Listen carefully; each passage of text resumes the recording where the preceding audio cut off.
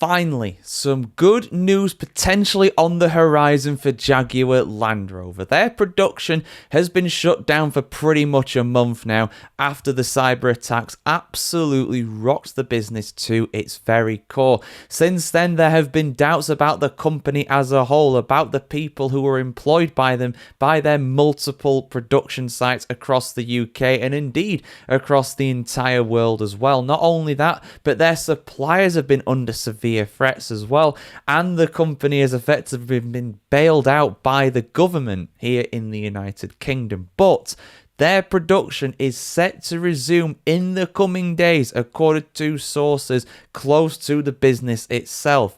Let's have a look at what's happened here, guys. Let's have a look at what is going to go on with Jaguar Land Rover, because like I said, they have lost a boatload of money over this. No doubt some reputational damage as well on top of that too, but there could finally be a light at the end of the tunnel, and they could be out of said tunnel very soon indeed. Let's have a look at the full story here on the channel as always. British car maker Jaguar Land Rover has said it will restart some manufacturing production in the coming days as it continues to deal with the fallout from a major cyber attack. The group said that some sections of its production operations will resume amid a controlled phased restart of operations, having paused all manufacturing since the start of the month after being targeted by hackers. While JLR has said that there is much more work to do, they are also working to ensure that the recovery of the company is firmly underway. A JLR spokesperson said the following, quote, "As the controlled phased restart of our operation continues, we are taking further steps towards our recovery and the return to manufacture of our world-class vehicles. Today, we are informing colleagues, retailers and suppliers that some section of our manufacturing operations will resume in the coming days. We know there is much more to do, but the foundational work of our recovery is firmly underway, and we will continue to provide updates as we progress." End quote.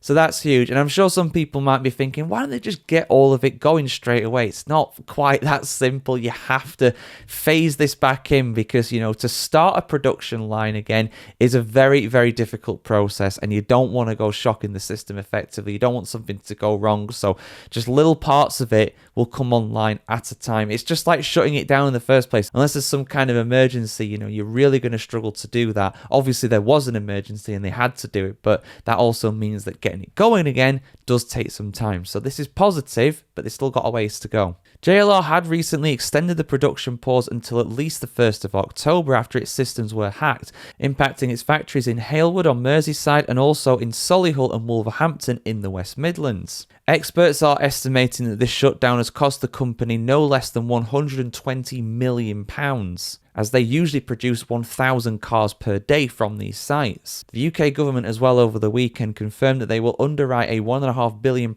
loan to guarantee JLR will survive, guaranteed to JLR to give suppliers some certainty over their payments. The loan in question will help bolster JLR's cash reserves as it pays back companies in its supply chain who have been majorly impacted by the shutdown. Indeed, some of them are reported to lose over half of their staff in the short term, but hopefully they'll be able to get some of them back now that things are looking a bit better. Unions and politicians have raised fears that small suppliers producing parts for the car giant could collapse without financial support, hence that loan. JLR has the largest supply chain in the UK automotive sector, which employs around 120,000 people and is largely made up of small and medium-sized businesses. The UK government has been in daily contact with JLR ever since the cyber attack, and hopefully this will constitute a rebound for the company.